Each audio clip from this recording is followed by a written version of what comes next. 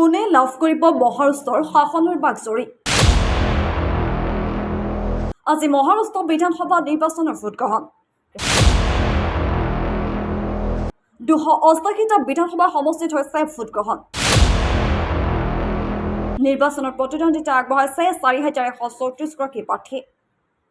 আজি আছে মহাৰাষ্ট্ৰ বিধানসভা নিৰ্বাচনৰ ভোটগ্ৰহণ। পুৱা 7 বজাৰ পৰা দেশৰ 2 ৰাজ্যত অনুষ্ঠিত হৈছে বিধানসভা নিৰ্বাচনৰ ভোটগ্ৰহণ।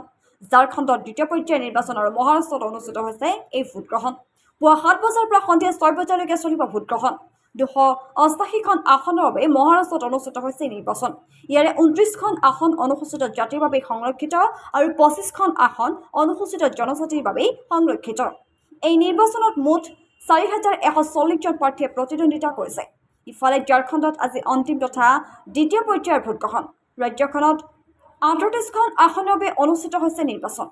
এই 38টা সমষ্টিতে 528 গৰাকী প্ৰাৰ্থীৰ ভাগ্য নিৰ্ণয় কৰিব ভোটাৰে। এই প্ৰাৰ্থীসকলৰ ভিতৰত আছে ঝাৰখণ্ডৰ মুখ্যমন্ত্ৰী হেমন্ত সোৰেনো। ঝাৰখণ্ডত আজি নিৰ্বাচনত ভোটদান কৰিব 1.23 কোটি ভোটাৰে।